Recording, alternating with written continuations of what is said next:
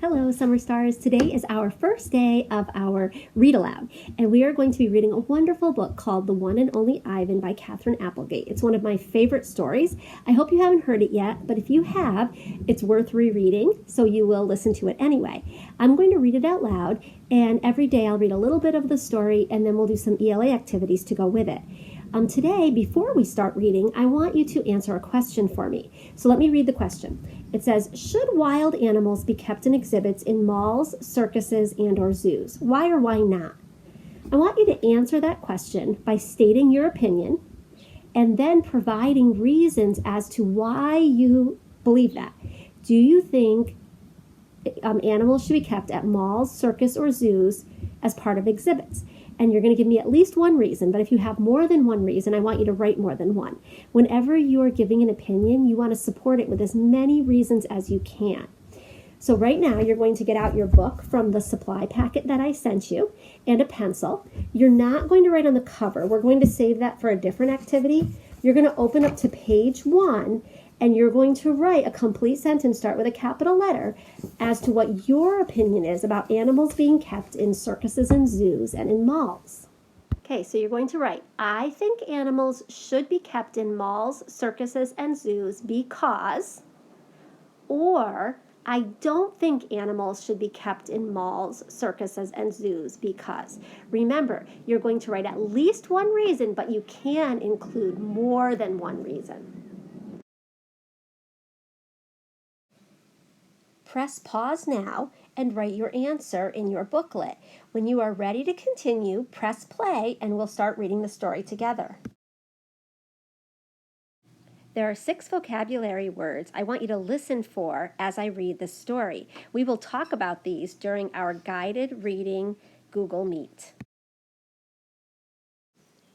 Listen for the vocabulary word patient. Patient means done in a careful way over a long period of time without hurrying. The word domain means territory. The word migrate means to move from place to place. The word weary means tired. The word unkempt means messy. The word forage means to search for something. While I read the story, I want you to think and imagine, what does Ivan's domain look like? The One and Only Ivan by Katherine Applegate. This book starts with a glossary. A glossary is like a dictionary. It contains some of the words that you'll hear in this story, and the author wants to make sure you know what these words mean. We will see some of these words today, and some of these words we'll see over the next few days as we read this entire book. The first word is chest beat. That is the repeated slapping of the chest with one or both hands in order to generate a loud sound, sometimes used by gorillas as a threat display to intimidate an opponent. Domain is a word we will see today, and that means territory. So when we learn about Ivan's habitat or territory, he will refer to that as his domain. The grunt is snorting, pig-like noise made by gorilla parents to express annoyance. A meatball is dried excrement thrown at observers. Do you guys know what excrement is? This is another word for poop. 9,855 days. While gorillas in the wild typically gauge the passing of time based on seasons or food availability, Ivan has adopted a tally of days. 9,855 days is equal to 27 years. Not Tag is the name that Ivan has given to his stuffed toy gorilla. A silverback is an adult male over 12 years old with an area of silver hair on his back. The silverback is a figure of authority responsible for protecting his family. Slimy chimp is an offensive slang word used for a human. Vining is casual play, a reference to vine swinging. Hello, I am Ivan. I am a gorilla.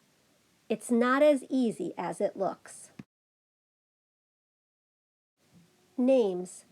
People call me the freeway gorilla, the ape at exit 8, the one and only Ivan, mighty silverback. The names are mine, but they're not me. I am Ivan, just Ivan, only Ivan. Humans waste words. They toss them like banana peels and leave them to rot. Everyone knows the peels are the best part. I suppose you think gorillas can't understand you. Of course, you also probably think we can't walk upright. Try knuckle walking for an hour. You tell me, which way is more fun? Patience. I've learned to understand human words over the years, but understanding human speech is not the same as understanding humans. Humans speak too much. They chatter like chimps, crowding the world with their noise, even when they have nothing to say. It took me some time to recognize all those human sounds, to weave words into things, but I was patient. Patient is a useful way to be when you're an ape. Gorillas are as patient as stones. Humans, not so much. How I look. I used to be a wild gorilla, and I still look the part. I have a gorilla's shy gaze, a gorilla's sly smile. I wear a snowy saddle of fur, the uniform of a silverback. When the sun warms my back, I cast a gorilla's majestic shadow. In my size, humans see a test of themselves. They hear fighting words on the wind, when all I'm thinking is how the late day sun reminds me of a ripe nectarine. I'm mightier than any human, 400 pounds of pure power. My body looks made for battle. My arms, outstretched, span taller than the tallest human. My family tree spreads wide as well. I am a great ape. And you are a great ape. And so are chimpanzees and orangutans and bonobos, all of us distant and distrustful cousins. I know this is troubling. I too find it hard to believe there is a connection across time and space, linking me to a race of ill-mannered clowns. Chimps. There's no excuse for them. The Exit 8 Big Top Mall and Video Arcade. I live in a human habitat called the Exit 8 Big Top Mall and Video Arcade. We are conveniently located off I-95 with shows at 2, 4, and 7, 365 days a year. Mac says that when he answers the trilling telephone. Mac works here at the mall. He is the boss. I work here too. I am the gorilla. At the Big Top Mall, a creaky music carousel spins all day, and monkeys and parrots live amid the merchants.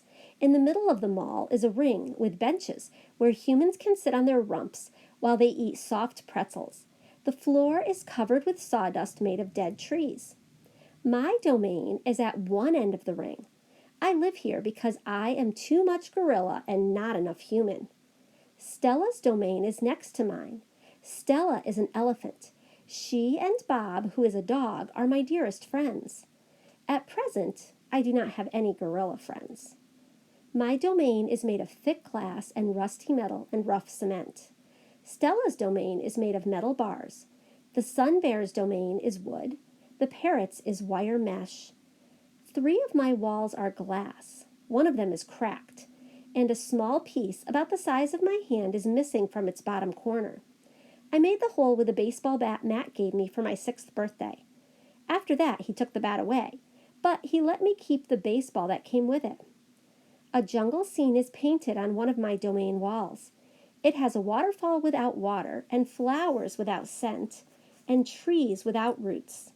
I didn't paint it, but I enjoy the way the shapes flow across my wall, even if it isn't much of a jungle. I am lucky my domain has 3 windowed walls. I can see the whole mall and a bit of the world beyond. The frantic pinball machines, the pink billows of cotton candy, the vast and treeless parking lot. Beyond the lot is a freeway where cars stampede without end. A giant sign at its edge beckons them to stop and rest, like gazelles at a watering hole. The sign is faded, the color's bleeding, but I know what it says. Mac read its words aloud one day. Come to the Exit 8 Big Top Mall and Video Arcade, home of the one and only Ivan, mighty Silverback. Sadly, I cannot read, although I wish I could. Reading stories would make a fine way to fill my empty hours. Once, however, I was able to enjoy a book left in my domain by one of my keepers. It tasted like termite.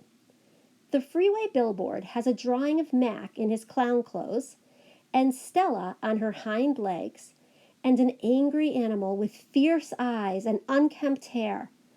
That animal is supposed to be me, but the artist made a mistake. I am never angry. Anger is precious. A silverback uses anger to maintain order and warn his troop of danger. When my father beat his chest, it was to say, beware, listen, I'm in charge. I am angry to protect you, because that is what I was born to do. Here in my domain, there is no one to protect. The littlest big top on earth. My neighbors here at the Big Top Mall know many tricks. They are an educated lot, more accomplished than I am. One of my neighbors plays baseball, although she is a chicken. Another drives a fire truck, although he is a rabbit. I used to have a neighbor, a sleek and thoughtful seal, who could balance a ball on her nose from dawn till dusk. Her voice was like the throaty bark of a dog chained outside on a cold night. Children wished on pennies and tossed them into her plastic pool. They glowed on the bottom like flat copper stones. The seal was hungry one day, or bored perhaps, so she ate 100 pennies. Mac said she'd be fine. He was mistaken. Mac calls our show The Littlest Big Top on Earth. Every day at 2, 4, and 7, humans fan themselves, drink sodas, applaud. Babies wail. Mac, dressed like a clown, pedals a tiny bike. A dog named Snickers rides on Stella's back, and Stella sits on a stool. It is a very sturdy stool. I don't do any tricks. Mac says it's enough for me to be me. Stella told me that some circuses move from town to town. They have humans who dangle on ropes, twining from the tops of tents. They have grumbling lions with gleaming teeth and a snaking line of elephants, each clutching the limp tail in front of her. The elephants look far off into the distance, so they won't see the humans who want to see them. Our circus doesn't migrate. We sit where we are, like an old beast, too tired to push on. After our show, humans forage through the stores. A store is where humans buy things they need to survive. At the Big Top Mall, some stores sell new things like balloons and t-shirts and caps to cover the gleaming heads of humans. Some stores sell old things that smell dusty and damp and long forgotten. All day, I watch humans scurry from store to store. They pass their green paper, dry as old leaves, and smelling of 1,000 hands, back and forth and back again. They hunt frantically, stalking, pushing, grumbling.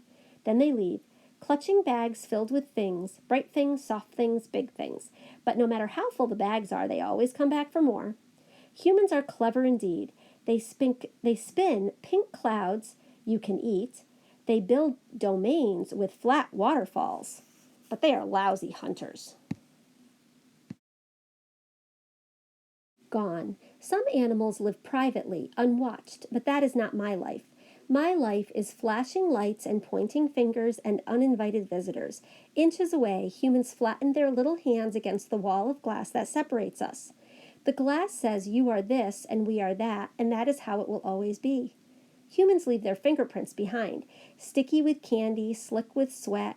Each night a weary man comes to wipe them away. Sometimes I press my nose against the glass. My nose print, like your fingerprint, is the first and last and only one. The man wipes the glass, and then I am gone. I hope you liked the beginning of this book. It's a really good story, and tomorrow we're going to be learning more about the different characters in the story. Today, I'm going to see you at our Google Meet guided reading, and we're going to talk about those vocabulary words. We're going to talk about what you think about Ivan's domain, and we'll get to share some of our ideas with each other. So I look forward to seeing you guys at our Google Meet. Don't forget to come to that. Okay, see you later.